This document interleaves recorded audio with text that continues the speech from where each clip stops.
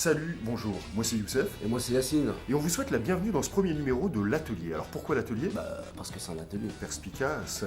Pour ce premier numéro, on reçoit Jean-Pascal Zadi, JP pour les intimes.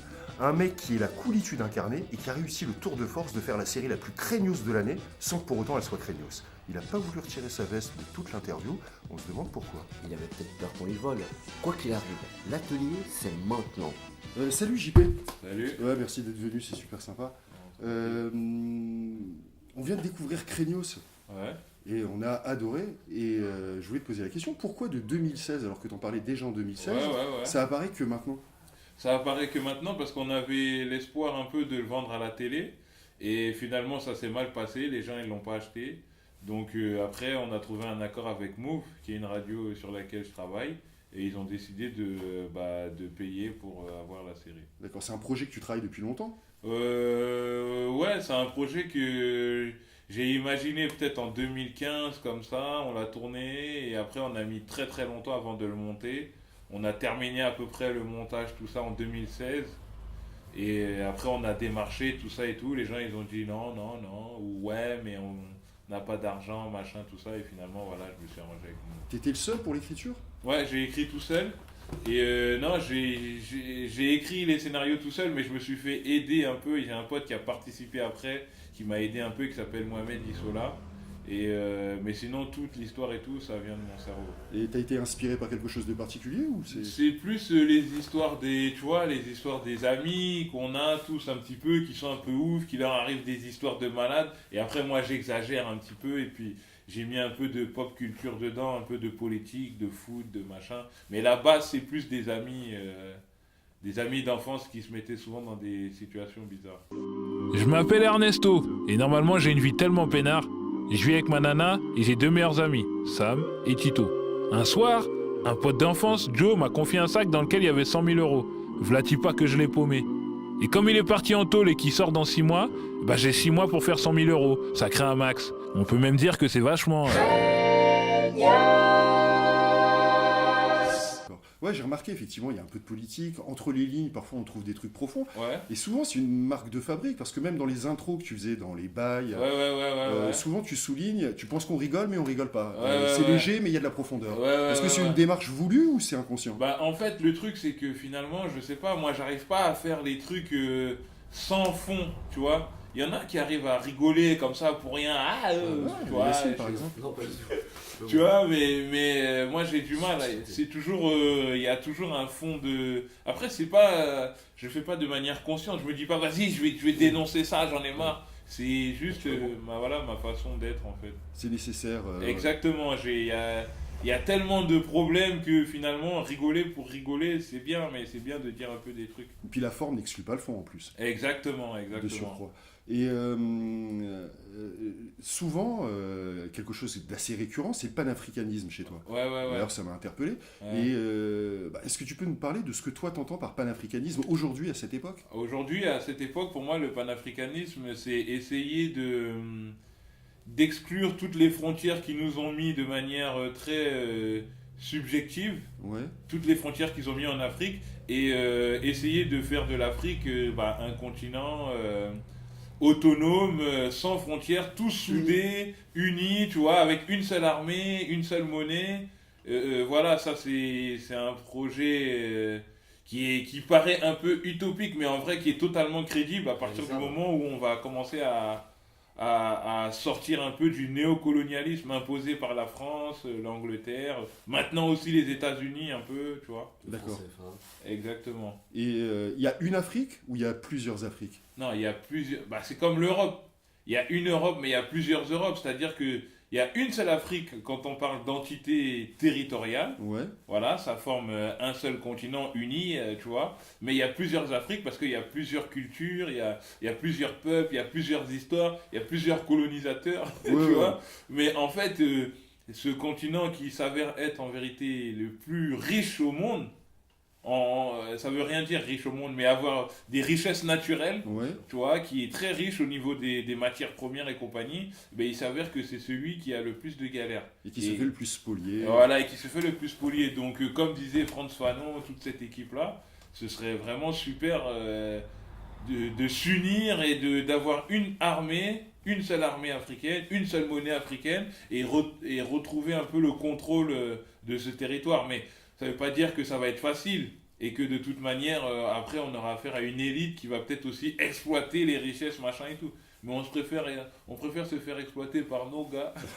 Dans un premier temps. Voilà, et voilà, laissez nos gars nous exploiter d'abord et après, on lavera le linge sale en famille. Exactement, voilà. Je t'ai vu passer rapidement sur Frantz Fanon, et il n'est pas possible de passer rapidement sur Frantz Fanon. Ouais. D'abord, ça fait plaisir qu'on cite ce nom que moi je trouve trop souvent occulté. Oui.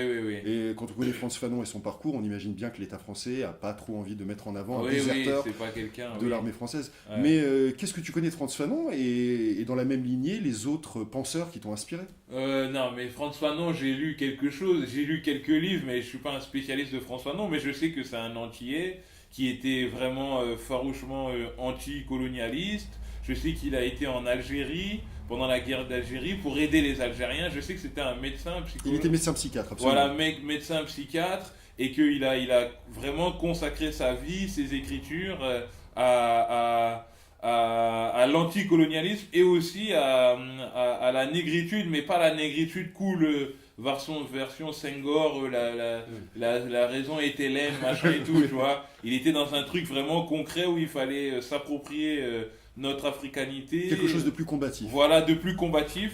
Et moi, ce que j'aime chez lui, c'est que finalement, le gars est antillais et il se retrouve en Afrique, en Algérie, et il est anticolonialiste, c'est-à-dire lui c'est vraiment... Quelque chose d'universaliste. Ouais, et lui il est universel et il était vraiment dans le combat, dans le vrai combat, et je trouve ça vraiment très dommage que, bon, en même temps c'est compréhensible, que la France ne mette pas l'accent sur ce type de personnalité, mais il fait vraiment partie de l'histoire de France. Absolument. Et c'est dommage que, voilà... Que nos communautés ne le connaissent pas plus. Et qu'il ne soit pas si enseigné que ça à l'école, tu vois, il a fallu qu'on se débrouille nous-mêmes, qu'on cherche dans des livres. Merci aux éditions Maspero qui l'ont réédité, sans qui on n'aurait pas Exactement. ni les damnés de la Terre, ni et on a été obligé de chercher de notre côté, comme les Cheikh Anta Diop, Kwame Nkrumah, Mongassure, Sékou Touré, tout ça.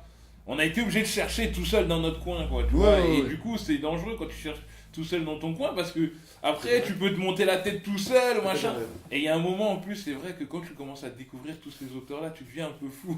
Ouais, tu sais pas où piocher. Tu deviens un peu fou et tu te dis, ah les bâtards, ils nous ont ça. caché ça, ah les enculés, là, tu vois ou pas? Ouais, je comprends. Et oui, François Fanon, ouais, c'est quelqu'un que j'aime bien et que j'admire. Et c'est marrant que tu l'opposes à Léopold Sédar Senghor. Ouais. C'est-à-dire que tu aurais d'un côté l'oncle Tom et puis de l'autre Malcolm X. Bon, tu sais, non, c'est pas ça, parce que nous, c'est facile aussi de regarder l'histoire avec Le recul. le recul d'aujourd'hui, des années 2000, mais moi, Sédar Senghor, là, La raison est Hélène et la passion est ébène, tout ça, franchement, j'étais au lycée, quand on m'enseignait ça, c'est pas trop passé, en fait. D'accord. Parce qu'il disait clairement, la raison est Hélène, c'est-à-dire l'intelligence, elle est blanche, Absolument. et nous, on est plus dans les émotions, le corps, tout ça. Alors pour les gens qui nous regardent, Hélène, hellénistique au sens hellénistique et grec de la civilisation. Ouais, et bon, j'étais au lycée quand on m'avait sorti ça, il y avait déjà des amis qui étaient un peu remontés contre cette phrase-là, ah, il nous prend pour des teubés ou quoi, lui, là, tu vois. Mais non, je pose pas, mais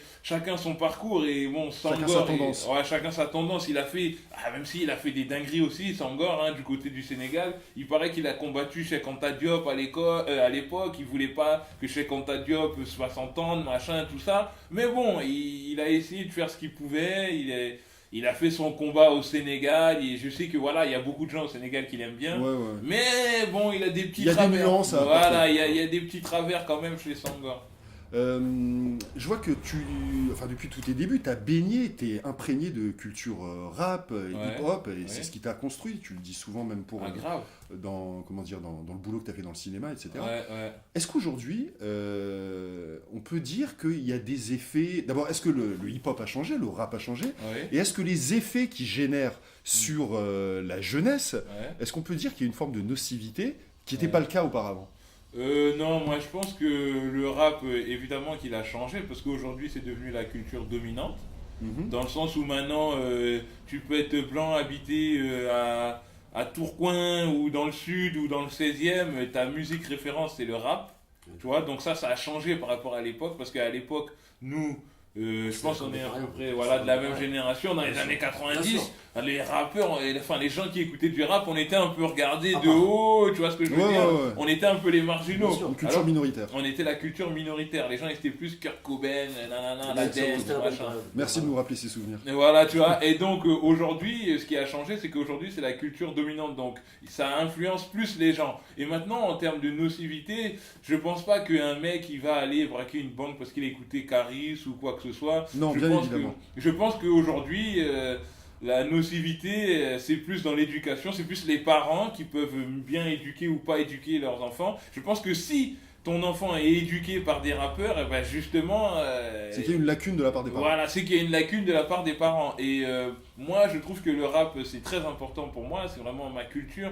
Je parlais la dernière fois avec un pote et je disais finalement, mon diplôme, c'est rap plus 2, parce que j'ai sorti 2 albums. Et parce que le rap m'a vraiment tout apporté en termes de mentalité, comment se débrouiller tout seul, comment commercialiser un produit, comment s'organiser.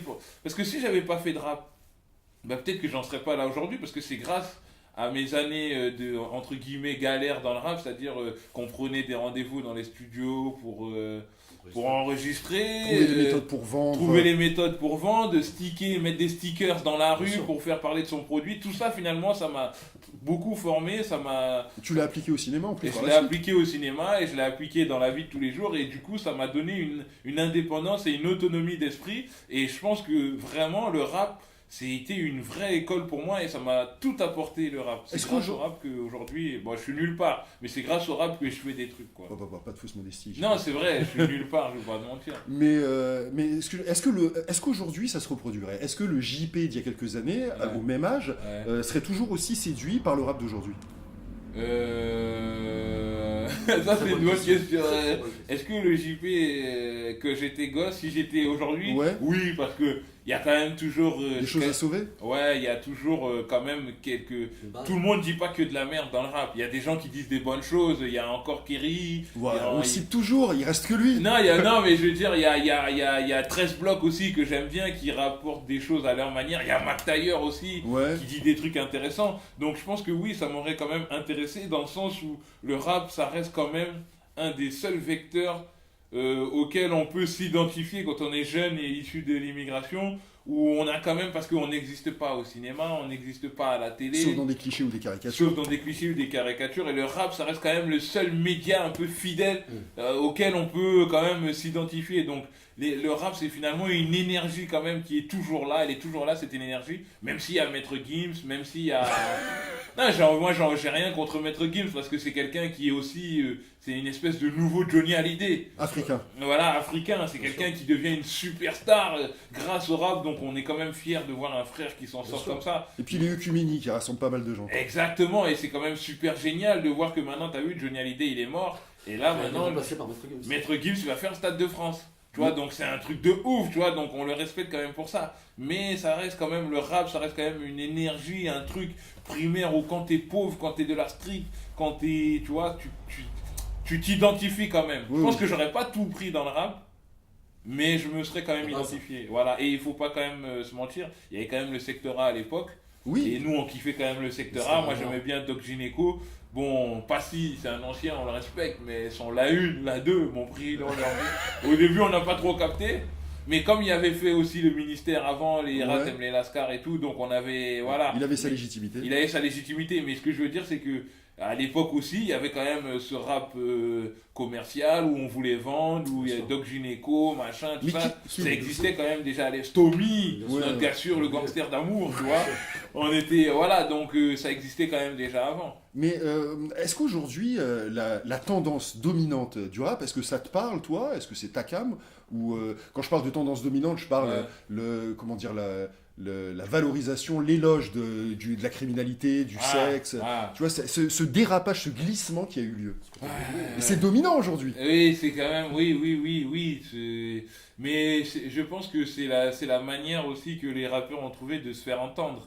C'est-à-dire qu'aujourd'hui, maintenant, dire des textes à la Kerry James, Ça marche. Medine, machin, bon, Malheureusement. je sais pas si les gens, ils écoutent encore Kerry James, mais je veux dire que parler de drogue, de sexe, de machin, c'est comme du cinéma. Et finalement, j'ai l'impression que c'est le moyen qu'ils ont réussi à... c'est le dernier moyen qu'ils ont pour vraiment se faire entendre et interpeller le truc. On a tellement tout entendu, Ouais. tellement la mafia Capri, ils ont dit des trucs, la Clica, ils ont dit des trucs, un peu le tour. les deux balles de nègre, ils ont dit des trucs. Donc qu'est-ce que tu vas venir nous dire encore sur le quartier? Il faut que tu nous choques, Bien frère. sûr. Donc les gens ils arrivent maintenant, ouais moi j'ai braqué, nanana, ouais la chatte à ta grand-mère. Ouais, Bon. ouais, c'est ça. Et c'est tellement des images fortes que finalement ça retient un peu notre attention.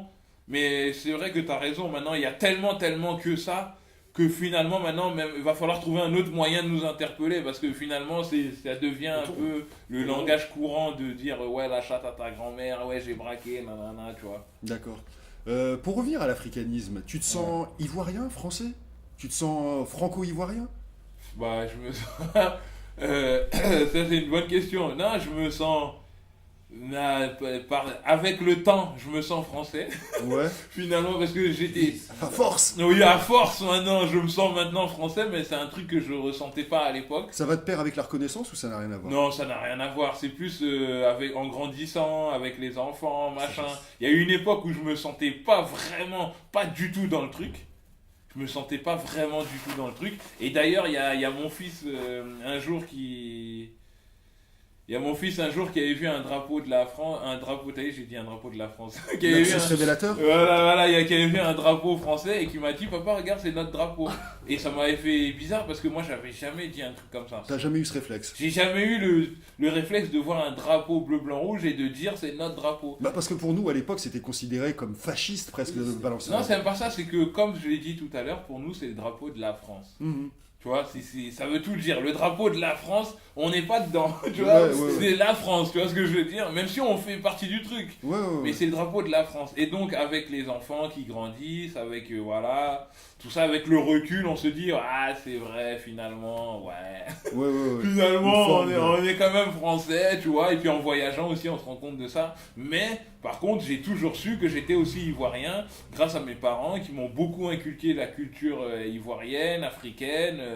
Je ne sais pas comment l'expliquer, mais ils ont réussi à nous inculquer ça grâce à la bouffe, grâce aux films, grâce à la musique, grâce à aussi le langage, la culture très différente aussi du partage, on n'est rien sans les autres, tout ça, tu vois, qui est différent de la culture française, où on est plus l'individu en priorité. On mange chacun dans son assiette. On mange chacun dans son assiette, l'enfant il a un problème, mais qu'est-ce que tu as, mon fils? Tu vois ou pas? Nous c'est pas ça, nous on est tous en groupe, nous-mêmes en tant qu'individus, on vaut pas rien, mais on n'est rien sans les autres. Oui, oui, oui. À l'inverse des autres, où c'est plus l'individualité, machin et tout. Donc, pour répondre à ta question, je me sens français à force. Ouais. Finalement, je me sens français et je me suis toujours senti ivoirien.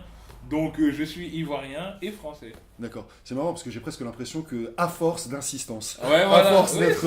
oui, c'est ça.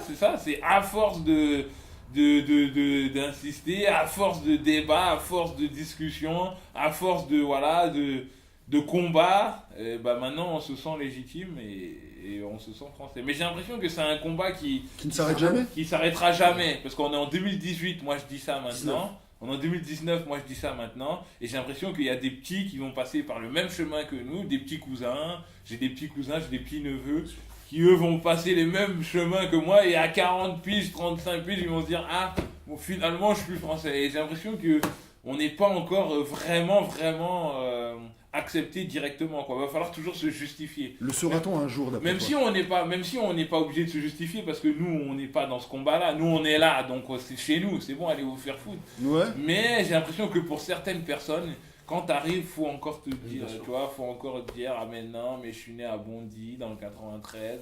Aujourd'hui, est-ce que tu sens encore des stops malgré quand même Bah, un travail évidemment. effectué, malgré tout ça? Bah évidemment, attends, sinon ce serait pas marrant. D'accord, d'accord. Oui, il y a encore beaucoup de trucs où quand Ou on la est- culture de banlieue gêne, ou la street culture gêne, ou il y a des l'origine trucs gêne. ça commence à se débloquer, mais il y a des trucs où tu sens que quand t'es Renoir, va falloir te justifier, va falloir prouver encore. D'accord. C'est pas gagné, tu vois ce que je veux dire?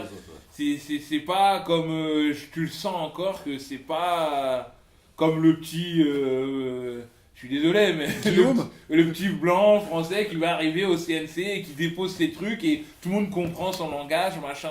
Toi tu vas arriver, tu vas déposer ton truc au CNC, faut te justifier quoi encore. Ouais, qu'est-ce que c'est que cette histoire de banlieue ouais. Tu vois ou pas? Il y a 3 ans, je t'avais déjà entendu dans une interview dire « J'espère qu'il y aura des Renois au CNC ». Est-ce que c'est le cas aujourd'hui? Non, je crois pas. Toujours pas. Je pense pas.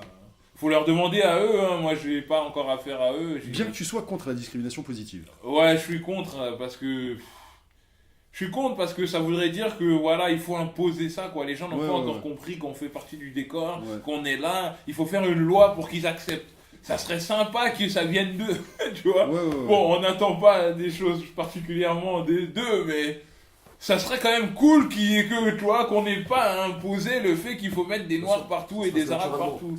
Que ça se fasse naturellement. Mais ça va, t'as choisi une voie de faiseur, hein. T'as jamais attendu ou quémandé quoi que ce soit. On remarque ça, et c'est une forme de cohérence dans ton parcours. À chaque fois, t'as décidé de faire. T'avais une caméra, t'as fait les films, etc. Et je pense que c'est plutôt une bonne. Mais bon, il faut pas. Moi, mon cas, c'est pas la généralité. Moi, je comprends qu'il y ait des gens qui. C'est pas que je comprends ou que j'excuse, mais je comprends qu'il y ait des réalisateurs ou des acteurs noirs qui avaient envie de faire des choses et qui ont abandonné parce que trop d'obstacles, trop de trucs. On peut pas leur en vouloir, tu vois, parce que quand moi j'ai été aussi confronté à ces obstacles-là, moi j'ai eu la chance de tomber dans certaines situations qui ont fait que j'ai pu continuer. Mais je comprends qu'un frère plein de bonne volonté, qui a pris sa caméra, qui a fait des choses, qui a déposé des scénarios, qui a rencontré des gens et qu'on lui a toujours mis des stops et il comprend pas pourquoi. Et finalement, la vie avance, il commence à avoir de l'âge, il a fait un gosse et il a dit, bon frérot, vas-y, tu vois. Tant de génie jeté aux orties. Voilà, je comprends, mais ce serait bien que je pense que la situation s'améliorera dans le pays lorsque ils seront acculés, tu vois. C'est comme dans un match de foot. Les défenseurs, ils sont à l'aise tant qu'on les attaque pas. Mais si on les attaque tout le temps, il y a des débordements, des centres, des têtes, ça craque. Au bout d'un moment, ils commencent à craquer, ils commencent à dire wow, qu'est-ce qui se passe là, tu vois. C'est important que tu utilises la métaphore du foot parce que c'est hyper important pour toi le foot. Tu reviens systématiquement dessus. Tu as appelé ton fils Zlatan. Oui, j'ai un fils. Et je vois, j'ai lu dans une interview, ce qui m'a sidéré. Moi, je suis pas très foot. Hein. Et t'as écrit les gens qui n'ont pas joué au foot sont des connards. Non, ils ont résumé le truc. Non, ils ont résumé, ils ont synthétisé. Tu connais les journaleux. Ce que j'ai dit, c'est que bien souvent, moi, c'est vrai, tu as dit moi, ce qui m'a construit dans ma vie, c'est le foot et le rap. C'est-à-dire que le rap m'a construit dans mon espèce de détermination, d'autonomie, de me définir par moi-même, attendre rien de personne, y aller tout seul. Ça, c'est le rap qui me l'a apporté. Et le foot m'a beaucoup apporté dans aussi le fait comment on va dire, de respecter les gens, apprendre à perdre, apprendre de ses défaites, la solidarité entre les coéquipiers. Mais ça, c'est le sport en général ou spécifiquement le foot? Oh, je connais pas les autres sports. Moi, je connais le foot. Donc, c'est pour ça que j'ai dit le foot. Et je disais que voilà, le foot a été déterminant pour moi parce que le sport m'a beaucoup apporté. Grâce au foot, je sais ce que c'est de perdre et de recommencer. Je sais ce que c'est de travailler, de s'entraîner pour être meilleur. Et j'ai dit, bien souvent, quand il y a des connards les gros connards, souvent, n'ont pas fait de sport et n'ont pas été au foot. Et c'est souvent des... Je parie que Zemmour, il a pas fait de foot, tu vois. De toute façon, il aurait pas pu, je pense. Mais tu vois, je pense qu'il s'est pas inscrit dans un club. Il a pas le profil, tu sens. Tu comprends ce que je veux dire? Ou peut-être, mais ce que je veux dire par là, c'est que bien souvent, les gens qui sont assez limités et qui sont qui sont pas dans le fair play, dans la collectivité, dans la tolérance, dans le machin, c'est bien souvent des gens qui n'ont pas fait de sport. Et moi, j'ai dit le foot parce que j'ai fait du foot. D'accord, parce que c'est le sport collectif qui te parle. Voilà, le sport collectif, ça a été très important dans ma vie et je conseille à tout le monde de jouer au foot et de faire du rap. Je voulais revenir sur le prénom de ton fils, Zlatan. Pourquoi pas Didier? Ah non, parce que alors, je t'explique. Son premier prénom, c'est pas Zlatan. C'est dans ses prénoms, il y a Zlatan. T'as pas voulu lui flinguer sa vie complètement? Non, mais en fait, à l'époque, Didier... j'ai un frère qui s'appelle Didier d'ailleurs. Mais Didier, j'aurais pu mettre Didier Drogba, je suis d'accord. Mais à l'époque, j'ai eu un fils, j'étais tellement content, c'était mon premier fils. Je voulais marquer le coup, quoi, tu vois. Et il a eu de la chance, mon fils, parce qu'à l'époque, je voulais l'appeler Cristiano. Et j'ai appelé un pote et il m'a dit non, Cristiano c'est ringard. Il m'a dit Cristiano c'est ringard. Et il m'a dit Zlatan c'est pas. Et j'ai dit Zlatan. Et j'ai dit Zlatan, c'est vrai ça tue. Mais Zlatan, il était pas encore à Paris. Oui, à l'époque il était. Il était au Milan AC. Donc du coup, moi je dis ah ouais Zlatan ça tue. En plus personne connaît Zlatan. Nanana. Pourquoi cette précision? Il était pas encore à Paris. Bah parce que le fait qu'il arrive à si Zlatan était à Paris pendant que mon fils était né, j'aurais jamais appelé Zlatan. Parce que t'es supporter de Marseille. D'accord. Voilà, c'est ça. C'est pas ça, c'est juste que après Zlatan il a niqué le truc. Tout le monde disait Zlatané, c'était devenu ringard. Mais quelque part ça fait de toi un précurseur. Ouais, t'avais du nez. J'étais dans les précurseurs. Donc j'ai appelé mon fils Zlatan au Milan AC et à l'époque jamais de la vie tu vois, on aurait pu penser qu'il aurait signé au PSG, tu vois. Sauf toi. Jamais. Donc le mec, mon fils inné, je l'appelle Zlatan dans ses prénoms, je suis saucé, il dit ça tue. Frérot, je sais pas, un mois après, Zlatan il signe à Paris. Je suis, oh le bâtard. Et du coup, là c'était trop tard. Et voilà. Et t'avais une question au sujet de Mbappé? Oui, Kylian. Ouais. Alors, il est plus pour toi africain ou algérien? Enfin, non, on va dire que son côté Camerounais ou... Voilà. Camerounais, pardon. Ouais. C'est quoi qui l'emporte le plus chez lui? Ce que je veux dire, c'est quelle est la moitié qui joue bien au foot? Oui. Moi je dirais non mais mais il y a Riyad Mahrez qui est pas mal, hein. Riyad Mahrez est très très bon, j'aime bien son style. Non mais je dirais que c'est un mix des deux. Il a la rigueur d'un Camerounais et il a l'air d'être un peu hargneux comme un Algérien, tu vois. Mais il est fin comme un Camer, comme un Les Samuel Algériens Eto'o. impression. Comment ce que je veux dire? Non, je dirais que Kylian c'est un mélange des deux. On peut pas partager, c'est un mélange des deux. D'accord, donc c'est foot jusqu'à la mort. Oui, le foot, moi le foot c'est ma vie. J'adore le foot. Tu jouais quel poste? Moi j'étais milieu droit. J'étais sur le côté, j'étais lancé et j'avais une technique vraiment hors pair, sans me vanter, tu vois. D'accord. J'aime ta modestie. Non, je faisais partie de l'élite. Attends. Je t'aurais plus vu en 6, moi. Non, moi c'était plus sur le côté, genre ailier, machin, tout ça. Ça devient trop technique pour moi. Ouais. Et des connexions avec le Maghreb? Bah oui, j'ai des connexions avec le Maghreb. Bah comment tu veux être français, pauvre, noir et avoir aucune connexion avec le Maghreb? Bah non, j'ai grandi avec... J'ai grandi dans un quartier, dans un coin où il y avait une famille de Maghrébins là. C'est comme mes frères. C'est là. Et puis voilà, et puis sans compter après ceux que j'ai rencontrés dans ma vie. Mais j'ai une famille à côté de chez moi, c'était des Maghrébins. Ils étaient algériens, marocains. Et c'est comme ma famille, c'est mes gars sûrs. Donc moi j'ai pas... Parce que c'est après que j'ai découvert qu'il y avait des tensions, Robeux, Renoir, Renoir, de plus en tout plus ça. en ce moment, je sais pas si tu suis un peu, mais il y a des formes de... Oui, les Google du net. Oui, il y a ça. Il y a des gens qui font un peu de séparation entre les Renois, les Robeux. C'est après que j'ai découvert. Mais quand j'étais petit, nous, mes gars, c'était... Mais même chez nous, ça Est-ce que c'est n'existait pas. spécifique à Paris, ça? Cette mentalité-là. Je sais pas. Parce que t'es Non, mais je originaire de pense... Caen. Oui. Mais je pense que c'est originaire à la bêtise humaine. Je pense que partout il y a des êtres humains, partout il y a des connards, partout il y a des racistes, partout il y a des gens bien. Et voilà, mais oui, les Robeux, tout ça, c'est... Non, laisse tomber. Mais moi, par contre, j'ai toujours été... Parce qu'il y a des Renois, à force de traîner avec des Robeux, ils se perdent. Et ils deviennent comme des Robeux. Et vice-versa. Ouais, mais il y a aussi des raisons. Il y a des raisons. Et vice-versa. Et vice-versa, ouais. Mais il y a des raisons. Toi, tu parles, à mon avis, certainement de l'Afrique subsaharienne, où c'est plus le Mali-Sénégal qui se connecte avec les Robeux. Oui, mais il y a des raisons. Il y a la religion, il y a la proximité géographique. Non, mais il y a aussi des Camers, il y a aussi des Congolais, des Aïrois qui peuvent rare, se perdre. Et qui savent plus. Pourquoi se perdre? Non, pas se perdre, mais qui peuvent perdre leur identité pour la... Tu vois ce que je veux prendre dire? une teinte voilà, pour mieux paraître dans le ghetto, dans le quartier, tout ça. Moi, j'ai toujours été parti sur j'ai remarqué. Ma vraie négritude, je reste un vrai nègre, Absolument. mais les Arabes sont des vrais Arabes, on est ensemble, on s'aime, on s'adore, on fait nos trucs, mais j'ai ma culture, il a sa culture. Ouais, j'ai pu le remarquer dans les bails. Voilà. Souvent, t'affirmais ça, et sans forme de condescendance aucune pour non, notre culture. pas du tout. Et c'est plutôt bien. On va revenir à Craignos pour finir, puisqu'on a commencé avec Craignos. Si je te dis qu'il y a une tradition de la commedia dell'arte, un truc qu'on retrouve surtout dans nos cultures africaines, dans les feuilletons fabriqués de Francisou, où le visuel est super important. Et d'ailleurs, t'as pas de complexe avec ça. Souvent, ça vanne sur les chicots, souvent ça vanne sur ta bien Et sûr. ça, c'est vraiment un truc de chez nous, où on a une forme de comique burlesque, un peu, et très commedia dell'arte. Bah oui, Craignos... Moi, en fait, ce qui m'intéressait dans Craignos, c'était déjà de jouer avec mes deux amis, Jérôme et Lotfi, qui sont Tito et Sam. Je voulais qu'on fasse un truc ensemble. Ils te suivent depuis longtemps. Et on a fait aussi une émission de sketch sur C-Star qui s'appelait Tête de Wham et tout. Où on a bossé ensemble. Et moi, ce qui m'intéressait déjà, le principal, c'était m'éclater. C'est-à-dire que si c'était... J'aurais pu faire une série sur le ghetto où ça parle de deal, machin, de ça, mais j'avais pas envie de ça. Et tu devais pas jouer dedans en plus. Non, à la base, je devais pas jouer dedans, parce que Craignos est tiré de mon premier film qui s'appelait Cramé, qui est sorti en 2008, où j'avais un ami qui jouait le rôle principal. Et en fait, à mon pote, je lui avais proposé de faire le rôle dans Craignos. Et je sais pas, après, voilà, t'as vu, chacun a sa vie, chacun a ses trucs. Et le mec m'avait sorti des sciences bizarres, c'est payé combien, c'est machin, alors qu'il n'y avait pas spécialement d'argent. D'accord. Et donc, moi, j'aime pas quand ça devient compliqué. J'ai dit à mon gars, bon, ok, vas-y, frérot, si tu veux pas jouer, c'est pas grave. Et les mecs qui s'étaient associés avec moi m'avaient dit aussi, on aime bien ton gars, mais on préférerait que ce soit toi qui joues dedans. T'es plus bankable. Je sais pas si c'est bankable, mais en tout cas, ils préféraient que c'était moi qui joue dedans.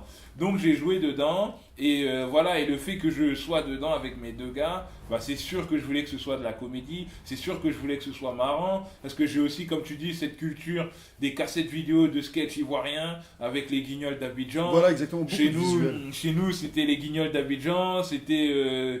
qui fait ça avec Léonard Groguet, c'est des séries ivoiriennes de sketch. Ouais, Kadili et compagnie. Exactement, donc... un peu aspiré de ça. Voilà, j'ai cette culture-là, en tout cas, de petits épisodes marrants où on raconte un truc et ça parle d'un sujet, mais ce qu'on veut, c'est rigoler d'abord. Et donc, ouais, j'ai cette culture-là. Moi, c'était rigoler, mais aussi parler de petits sujets intéressants comme, je sais pas, la religion, la politique, le foot, le quartier, le chômage. Insérer tout ça entre Voilà, insérer tout ça dedans, sinon ça n'avait pas lieu d'être pour moi. On a tellement de trucs à raconter, tellement de trucs à faire que voilà, juste arriver, péter, caca, machin, ça m'aurait pas intéressé. Ben, on a particulièrement apprécié le candidat du Terre-Terre. Le candidat du Terre-Terre. Mais ouais, les gens ont bien aimé le candidat du Terre-Terre. Là, j'avais envie de parler de politique. Donc j'ai fait ce truc-là. C'était pas mal. Après, j'ai pas d'explication plausible pourquoi ce thème-là, mais c'était à un moment donné, j'avais envie de parler de ça. Voilà. Non, sans flagornerie aucune, je pense que c'est un bon bouquet de ce qui touche les populations de Exactement, exactement. C'est un bouquet assez complet. Exactement. Étant pauvre, fils de pauvre, Renoir, et habité dans un quartier populaire, donc j'ai parlé des sujets qui me touchent en tant que fils de pauvre, noir, ayant vécu dans un quartier populaire. Si quelqu'un d'autre était venu d'un autre quartier, d'un autre milieu, il aurait peut-être fait ça, mais d'une autre manière. Moi, c'est comme ça que je l'ai retranscrit. Parce que voilà. Ça sonne vrai, ça sonne vrai. Et c'est quoi l'avenir alors aujourd'hui? Rassure-nous, il y a une saison 2. Oui, j'ai déjà écrit la saison 2. Là, avec Move, on va travailler ensemble sur comment tourner la saison 2, tout ça et tout, mais ça va être tourné. On peut avoir un scoop, un truc? Non, je te dis juste que ça va être tourné, c'est tout. Et puis là, je suis en train de préparer mon premier film qu'on va tourner cette année, là, mon premier long métrage et tout, avec Gaumont. Et je suis en train le scénario est écrit, et là, on commence à chercher les acteurs, tout ça et tout. Et grosso modo, on peut avoir une idée du thème? Vague? C'est vague, ouais, ça va parler sur l'identité noire en France. D'accord. Voilà, ça va être ça. D'accord. Mais véritablement, c'est pas ton premier film. T'as déjà 3 films actifs, j'en ai fait d'autres. Mais ça, c'est celui qui va être distribué au cinéma, qui va être produit, entre guillemets, pas par moi. Ouais. Parce que les autres que j'avais fait, c'était un peu, comme on dit dans le rap, c'était mes mixtapes. D'accord. C'est des films que j'assume, que j'ai fait, que j'ai produit, que j'ai tout fait. Et qui ont eu un certain succès. Un album. Ouais, voilà. La non, pas la consécration, mais c'est la continuité. Après avoir fait tes trucs sur un label indépendant, tu vois, après avoir fait tes mixtapes, il y a une maison de disques qui vient te voir et qui te dit, on aime bien tes mixtapes, on veut sortir un album avec toi. Donc là, voilà, c'est entre guillemets mon album signé qui va sortir et que je vais travailler. Est-ce qu'on te demande des concessions, de rogner sur certains trucs? Non, pas du tout. Franchement, ils ont été... c'est ça qui est cool, c'est que, en fait, j'ai tellement fait jamais de concessions que finalement, ils sont venus me chercher justement pour ça, en fait. Pour aller chercher aussi ce côté un peu acerbe, assez... intransigeant, tout ça. Donc, du coup, c'est super cool parce que comme j'ai pas sucé personne, et du coup, les gens, ils viennent me chercher parce que j'ai jamais sucé personne. J'aime cette métaphore. Je comprends ce que je veux dire. Voilà, je me suis jamais mis en dessous de quelqu'un. J'ai jamais fait quelque chose pour faire plaisir à lui. J'ai toujours fait les choses parce que moi j'avais envie de les faire. Et le projet que j'ai avec Gaumont, justement, c'est ça. C'est un truc qui est totalement moi, vraiment moi à 100%. Et voilà, et on va te laisser carte blanche. C'est carte noire, on va dire. Je me disais que tu allais rebondir là-dessus. Voilà, donc on le tourne cette année. D'accord. Et ton expérience générale de la télé, c'est quoi? T'en tires un bilan plutôt positif? Je parle des années Canal. Les années Canal et tout. Il y a un peu d'amertume? Non, il n'y a aucune amertume. C'est juste que... ça a été super parce que j'ai fait des rencontres, ça m'a permis de voir un peu comment ça se passe. C'est grâce aussi à ce passage-là que aussi d'autres portes se sont ouvertes pour moi, tu vois ce que je veux dire? T'as réseauté un peu? Réseauter, ça veut Créer dire un quoi? petit peu de réseau? Oui, voilà, on connaît des gens, c'est pas réseauter, c'est comme t'es là et que lui il est là. Et voilà, du coup, vous parlez, et lui il est devenu ça. Et donc, du coup, tu peux travailler avec lui, faire des trucs avec lui, tout ça. Mais mon expérience de la télévision, je trouve que ouais, c'est une bonne expérience, c'est quelque chose de bien. Mais la télé, je trouve que de manière. Pour faire une conclusion, à la télé. On est quand même un peu limité à la télé par rapport à Internet. Par quoi? Tu parles des formats possibles, Non, même de ce que tu veux dire. La télé, c'est pas ton salon, frère. Il y a des trucs que tu fais, on te dit non, frérot, faut enlever ça. D'accord. Ça m'avait un peu saoulé à l'époque. Plein de fois, on m'a coupé des bails. Après, je sais que c'est la télé et que la télé, c'est très particulier. Pourtant, c'était Canal, hein. Oui, c'est Canal, mais c'est clair, c'est Canal. Et encore, c'est-à-dire que j'étais encore libre. Ouais. Mais finalement, ouais, c'est pas ton salon, quoi. Il y a de la publicité, il y a des annonceurs qui veulent pas apparaître derrière tel ou tel truc. Donc, il y a des contraintes. D'accord. Et oui, c'est super parce que ça te permet d'avoir une exposition, ça te permet de rencontrer des gens intéressants, d'être un peu connu, d'avoir une petite notoriété. Mais le petit bémol, c'est que ouais, j'étais pas dans ton salon. D'accord, la vraie liberté, c'est Internet. Internet, j'avoue, franchement, il y a personne qui te casse les couilles, tu vois. Tu peux faire des blagues que tu veux, sur qui tu veux. Ouais. Jamais. À savoir, peut-être, est-ce que Craignos serait passé à la télé, justement? Il y a un mec de télé, justement, comment on appelle ça? Un mec de télé, là, les mecs qui dirigent dans les télés, tout ça. Un directeur de programmation. Voilà. Ouais. Qui a dit, texto, mot pour mot, hein. Je suis pas du tout, parce qu'on lui avait envoyé Craignos pour qu'il le passe. Il a dit je suis pas du tout intéressé normalement par les trucs de banlieue, mais là, à ma grande surprise, j'ai rigolé. Comme quoi? Ça veut dire que le mec, déjà, il partait avec une valise d'a priori et de préjugés, tu vois. Et il a dit Finalement, vous êtes drôle, hein. Ouais, non, mais c'est œcuménique et ça parle à beaucoup de gens. Je veux dire, même si tu n'es pas... En plus, en évitant les travers des clichés et des stéréotypes. En rebondissant dessus, j'ai bien aimé le passage sur la haine, d'ailleurs. La haine 2. Ouais. La haine 2, ouais. Non, mais c'est très bien. Ouais, tout ça pour te dire que, oui, à la télé, ça reste quand même un univers... relativement conventionnel, malgré les apparences. Voilà, très conventionnel même, on va dire. Et on n'est pas encore chez nous à la télé, quoi. Bon, il reste cependant, comme tu l'as dit, Internet, et je rebondis là-dessus, la littérature, puisque tu as écrit un bouquin qui s'appelle Bastos à crédit, et une question me brûle les lèvres. Est-ce que tu l'as appelé Bastos à crédit en référence à Mort à crédit? Oui. Bravo, tu as lu Céline? Oui. Toutes mes félicitations. Oui, et c'était une petite référence, parce que comme j'aimais bien son côté... langage écrit, langage parlé écrit, et comme mon roman c'est un truc comme ça aussi, c'était un petit clin d'œil à mon gars, voilà, j'ai fait ça pour lui. Ça va susciter des réactions, le fait que tu appelles Louis-Ferdinand Céline mon gars. Tu sais, le côté sulfureux qu'il a. Oui, je sais, il a eu beaucoup de problèmes et tout, par rapport à sa période collaborationniste, où il a poucave des gens, il a été hardcore. Ouais. Il a été hardcore. Mais en fait, ça, je l'ai appris après. D'accord, mais son talent littéraire, ça n'ôte rien à son talent. Exactement, en fait, ça, je l'ai su après. Moi, c'était plus Mort à crédit, le premier, là, Voyage au bout de la nuit, tout ça. C'est plus ça, sur ça, j'étais tombé. Et après, quand tu lis, tu vois, les bails, tu dis, ah putain. Bien sûr. Un peu relou. Mais bon, vu qu'il m'a un peu influencé dans l'écriture, dans la manière d'écrire, parce qu'il y a lui qui m'a influencé, mais il y a aussi les Noirs américains, Iceberg Slim, Chester Himes, tout ça. Oui. Donc voilà, c'était un peu... Et comme je voulais pas rendre un peu hommage aux Américains, on en a marre toujours rendre hommage aux Américains. Donc voilà, j'ai pris le gars, le français, tac, et j'ai fait Mort à crédit. Est-ce qu'il y a une forme d'anti-américanisme primaire chez toi? Un peu, ouais.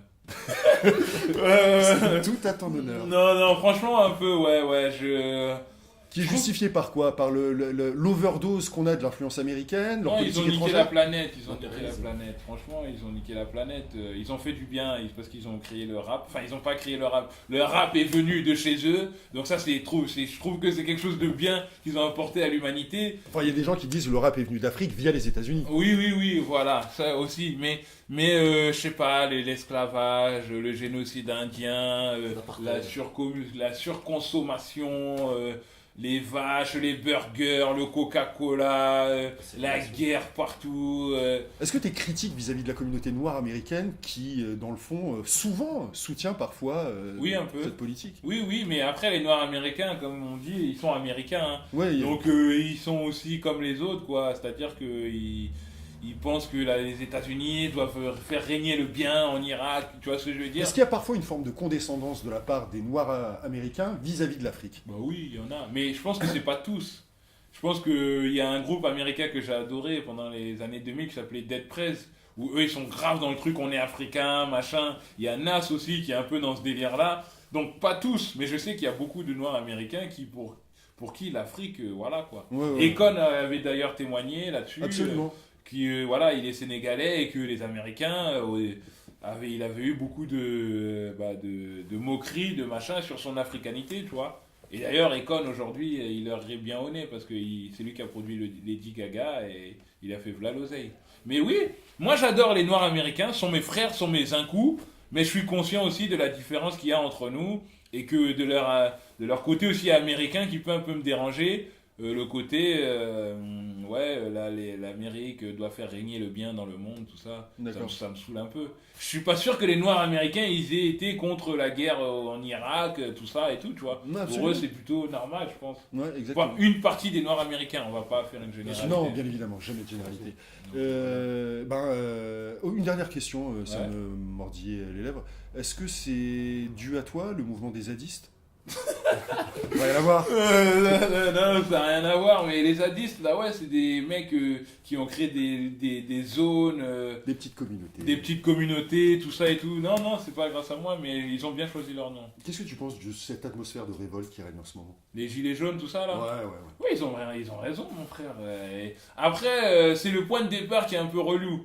C'est-à-dire que c'était la merde depuis longtemps, on était acculés par toutes les taxes, les impôts, on paye de l'argent de tous les côtés, et parce qu'ils ont augmenté le prix de l'essence, c'est parti en couille. Bon, parce que c'est le goutte qui a fait. Voilà, ça, moi c'est plus la cause du truc qui me fait un peu... Tu trouves ça minable? T'aurais préféré une injustice? Ouais, j'aurais préféré, non mais on se lève normal parce que voilà, ils nous cassent les couilles, on y va, mais juste à cause du prix de l'essence. Ouais, bah moi, ma voiture, quand je vais au boulot, non, tu vois ce que je veux dire. Mais sinon, je trouve que la révolte des Gilets jaunes, elle est totalement légitime. Et Gilets jaunes, c'est réducteur. La révolte du peuple, elle est totalement légitime. Parce que les gens, ils nous prennent vraiment pour des cons. Et c'est vrai que aussi, la taxe carbone, c'était aussi la goutte d'eau. Genre, soi-disant, ça pollue, donc vous allez payer plus cher. J'avoue que bon, c'était quand même gros. Mais je pense que oui, c'est hyper important de se révolter et que si le peuple ne fait rien, il n'y a jamais rien qui avance. C'est pas les politiciens qui vont faire quelque chose, qui vont faire changer les choses. Mai 68, il y a eu des avancées parce qu'ils ont foutu la merde. Les vacances payées, je sais pas quoi, là, c'est parce que tout le monde a fait la grève. Tu vois, le roi qu'ils ont coupé la tête en 1789 et après on a coupé la monarchie, tout ça, c'est parce que le peuple s'est réveillé. Donc je suis d'accord, le peuple doit se réveiller, doit faire des choses. C'est légitime parfois. Mais ce qui est un peu compliqué à notre époque aujourd'hui, c'est maintenant se mettre d'accord, tous ensemble, sur quelque chose. Et il y a un truc sur lequel on est vraiment d'accord, c'est qu'on paye trop de taxes. Donc ça, peut-être que ça devrait être la revendication numéro 1. On paye trop de taxes. Et comment est-ce que tu expliques le fait que les gens de chez nous sont si peu investis dans ce mouvement? En tout cas, parce que nous, j'avais vu un mec là sur internet qui avait dit un truc vraiment, il a dit parce que nous, le gilet jaune, c'est toute l'année, frère. C'est toute la vie, alors ça a commencé il y a longtemps. C'est toute l'année qu'on est gilet jaune. Ouais, mais enfin, cependant, on pourrait se dire, pour une fois que ça pète et qu'il y a l'occasion justement de... Oui, mais ce serait trop facile après, je pense qu'on n'est pas bêtes, nous. Ce serait trop facile, parce que là, il y a des casseurs. Ouais. Et on n'est pas là. Ouais, absolument. Et si on était là, ils auraient tout mis sur nous. Oui, bon, donc, maintenant que c'est fait, maintenant qu'on sait que c'est pas notre apanage. Ils ont voulu l'insinuer au départ. Hein. Oui, ça en fait de banlieue, etc. Oui, mais d'Égypte même, je pense. Oui, pourquoi on n'est pas... franchement, je sais pas pourquoi il n'y a pas cette adhésion populaire de notre part au mouvement des Gilets jaunes. Je sais pas. Est-ce que c'est pas par rapport au fait, enfin, par exemple, en 2005, quand il y a eu les émeutes, les gens ne se sont pas solidarisés des émeutes en 2005, par exemple. Parce que c'était déjà un début de révolte. Mais on a l'impression qu'on vit dans le même pays, mais qu'on est quand même assez divisé quand même. Il y a d'un côté la famille française, tu vois. Et la province, grosso modo. Oui, la province, il y a aussi des ghettos dans la province, mais non. Mais j'ai l'impression que, on est... On n'est pas fédérés. Est-ce que les médias n'ont pas contribué à cette division, justement? Je le pense fait de stigmatiser certaines populations. Plein de choses, il n'y a pas que les médias.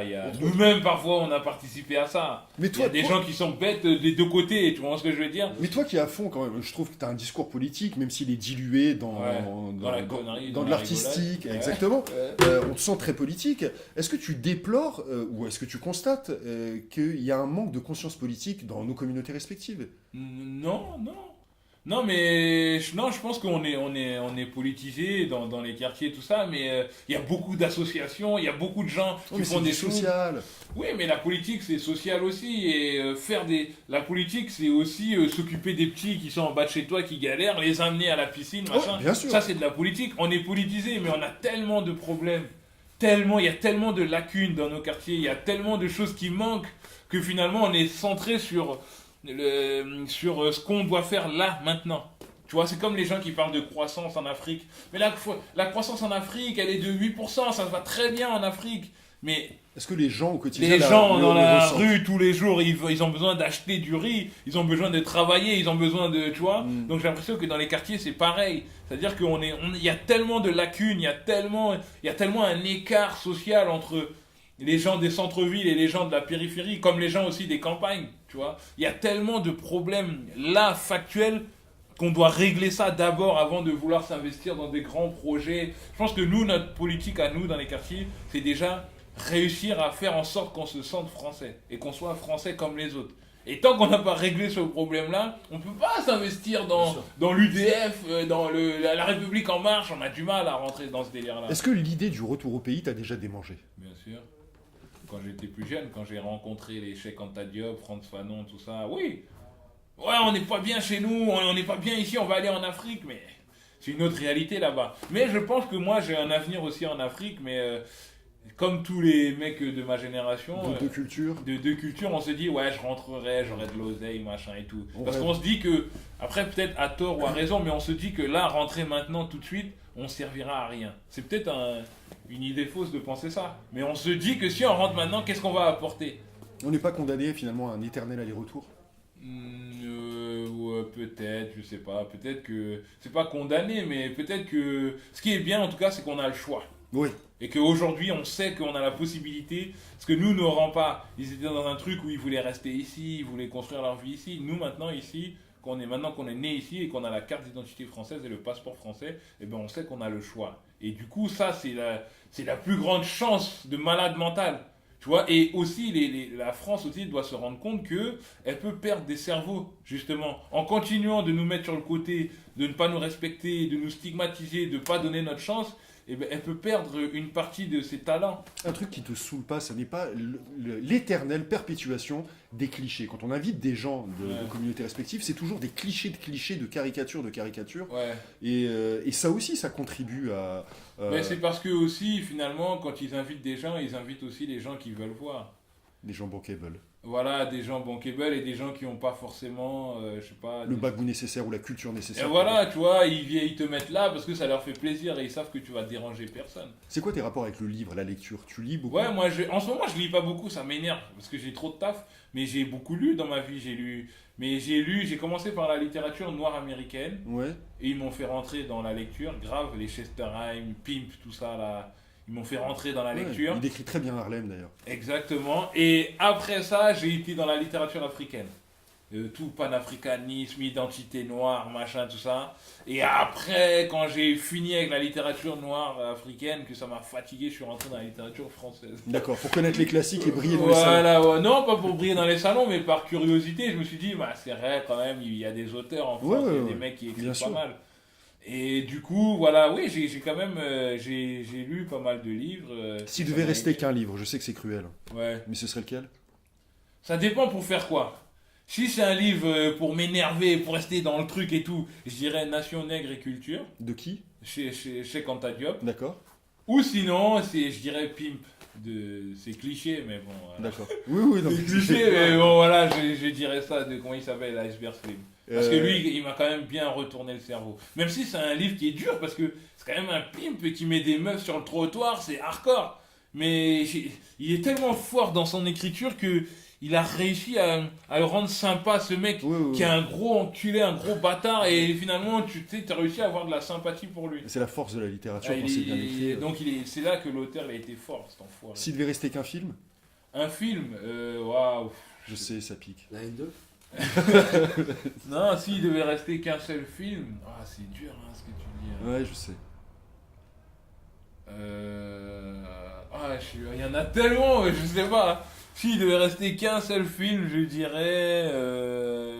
Il y en a beaucoup, frère. Ouais, c'est trop.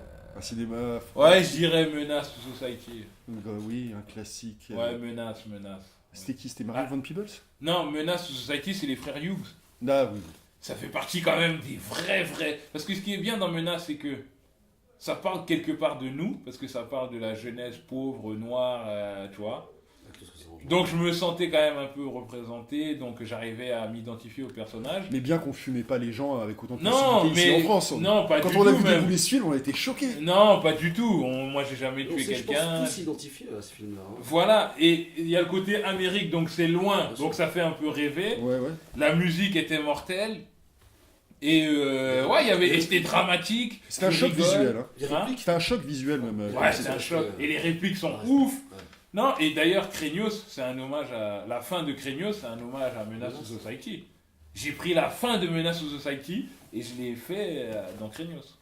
Ah, effectivement. Ouais, effectivement. Quand Ken il s'est tiré dessus, tout ça et tout, et il dit « Grand-père m'avait demandé, est-ce que je tiens à la vie ?» J'ai fait exactement la même chose. Voilà. T'as un certain goût pour la voix off, hein. Ouais. Bah parce que je suis un ringard. C'est des trucs ringards des années 90. Moi, je dirais que t'aimes plutôt la narration. Oui, j'aime la narration, mais c'est archi ringard les voix off. On fait plus ça maintenant. C'est des trucs dans les années 90. Lui, c'est des trucs. Tu vois, ça claque, tu peux le voir au second degré aussi. Oui, mais moi c'était un hommage un peu au cinéma de mafia, de menaces, de Boys and Wood, toutes ces conneries-là. Les affranchis, mais c'est méga ringard. Bon, en tout cas, on est des vrais ringards et qu'on assume, il n'y a pas de problème. Bon, on a beaucoup aimé en tout cas le second, le troisième, le millième degré qu'il y a dans la série. Et puis aussi la profondeur et le sérieux qu'il y a dedans. T'es la coolitude incarnée. Merci infiniment d'être venu. Non, tranquille, tu m'appelles, on se croise, tu me dis tu veux m'interroger, pourquoi je viendrai pas? Bah ouais, non mais c'est cool. Si j'ai le temps, je viens. Si j'ai pas le temps, je viens pas. Non, mais j'ai cru qu'avec la carrière de star que tu prends en ce moment, tu vas commencer à te déconnecter, à prendre la grosse tête, ce qui n'est pas du tout le cas. Mais c'est un truc, ça me... Parce que j'ai vu tellement de gars partir en couille dans leur tête. Oui, tu te gardes de ça. Ouais, justement, je me dis, putain, il faut que... Voilà, faut que je tienne, faut pas que je craque. Si un mec qui vient me parler dans la rue, il me parle et tout... J'ai vu tellement de gars... garde-fou, en fait. Exactement, j'ai vu tellement de gars mal se comporter, en fait, quand ils ont eu un peu de succès. Et combien de temps tu tiendras? Là, ça va, mais quand tu auras 20 mecs par jour qui vont tenir la jambe. Non, il y a plein de gars déjà qui me parlent quand même un peu, mais j'ai essayé de parler avec eux. Si je peux faire une photo, je fais une photo, tout ça. Mais c'est ma hantise, en fait, d'essayer de croire que tu crois mieux que les gens, tout ça. Donc c'est pour ça que voilà, je tiens absolument à venir, même dans un truc où il y aura 4 vues, il n'y a personne, je m'en fous en fait. Bah, grâce vous soit rendu, monsieur JP, pour ça. Bon, on essaye, frère. Merci, frère, à très bientôt pour de nouvelles aventures. Ouais, pas de galère. Ok, merci. Merci. Jean-Pascal. Scandale. Merci. C'est le genre que j'ai pas dit quoi. C'est où le métro à côté? T'es venu à pied? Non, je suis venu à Uber, mais je vais rentrer en métro. Chaton? Mairie d'Aubert. Ouais. Il va te déposer, il dépose juste. Il y a un métro à Mairie d'Aubert? Non, il arrive à Mairie d'Aubert, ça fait 3 ans qu'il doit arriver. Ouais. Il y a un métro aux 4 chemins. Ah mais c'est loin, 4 chemins. Non mais il va te déposer. Ah vas-y, ok, vas-y. Toi tu dois aller où là? Je vais à Paname. Non mais tu vas où à Paname? À Grand Boulevard. À Grand Boulevard Chateau? C'est Grand Boulevard. C'est vers Saint-Lazare. Vers Opéra, tout ça un peu, ouais. Tu voudrais voir? Ouais, on te dépose, tu vois. Bah, vas-y, c'est parti. Tu sais pourquoi je suis speed? Arrête! T'auras eu la chance, d'être interviewé par le seul animateur en bracelet électronique. C'est pas mortel ça? Et tu l'enlèves quand? J'enlève au mois de mars. Moi mon frère il